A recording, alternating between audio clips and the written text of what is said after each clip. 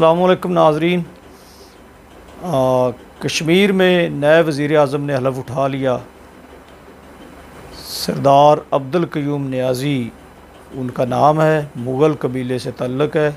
जबकि यार दोस्तों ने तो ये समझा कि ये बल्कि तबसरे भी कर दिए कि नियाज़ी ने अपने एक नियाज़ी कबीले के फ़र्द को वहाँ पे इक़्तिदार दिलवा दिया और कश्मीरियों को नज़रअंदाज किया। तो एक बात तो ये पता होनी चाहिए थी उन्हें कि ये इनका तखल्लुस नियाज़ी है, वैसे ये मुग़ल हैं।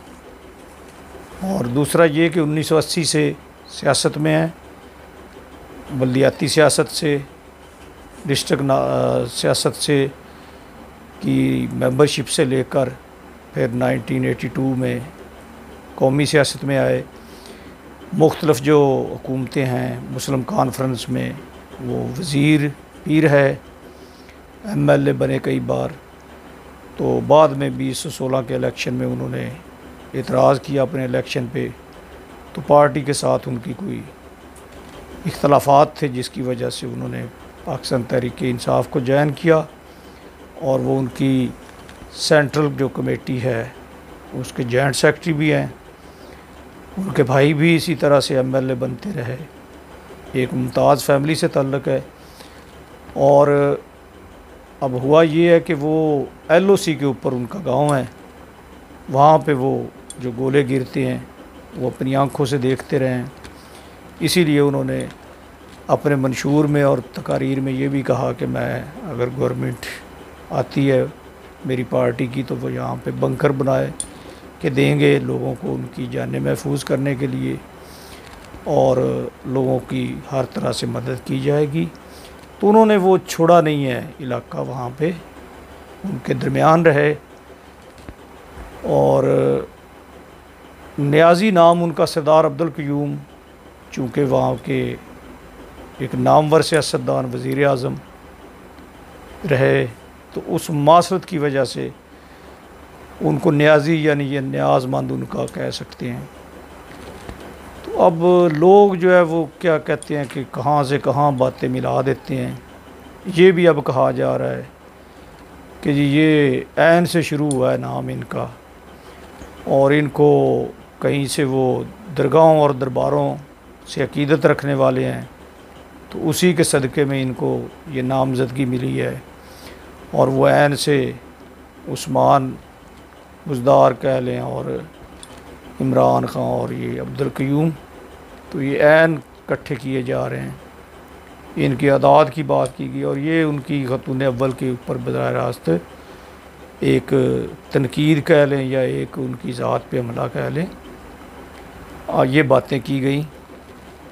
जबकि हकीकत में ये नज़र आ रहा है कि वहाँ पे जो प्रोमिनेंट लोग उम्मीदवार थे, जिनमें बैरिस्टर सुल्तान थे, साबिक़ वज़ीर आज़म आज़ाद कश्मीर, और इस दफ़ा वो तनवीर इलियास मुग़ल, बड़े उनका नाम था और बड़ा उन्होंने वर्क किया वाकई पार्टी के लिए और एक बड़े सियासी कल्चर वाले और पॉपुलैरिटी, और उन्होंने लोगों को इकट्ठा किया। तो उनका नाम था। 7 लोगों की कमोबेश इंटरव्यूज़ किए वज़ीर आज़म ने। तो ये लोग जो अंदर की बात बताते हैं वो कहते हैं कि चूँकि ये लोग जो थे, जो सीरियस उम्मीदवार थे, प्रोमिनेंट थे, इनका एक दूसरे पे इत्तेफाक नहीं था, तो पार्टी को बरकरार रखने के लिए एक ऐसे फ़र्द की ज़रूरत थी जो सबको काबिल कबूल हो।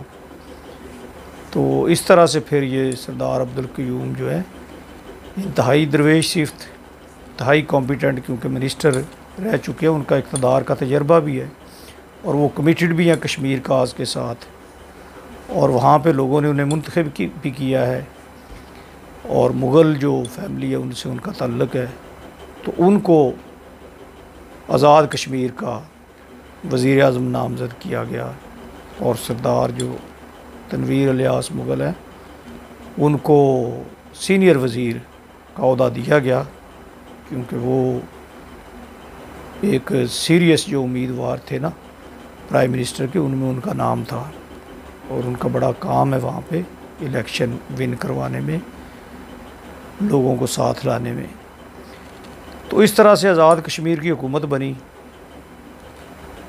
तो ये वहाँ पे जो अफवाहें चल रही हैं, अब देखते हैं कि आज पहला दिन था उनका और ये देखा गया कि वो मोटरसाइकिल पे अपने ऑफ़िस में गए हैं, वज़ीर आज़म ऑफ़िस में, और उन्होंने एक बाजमात नमाज जो है उसकी इमामत करवाई है।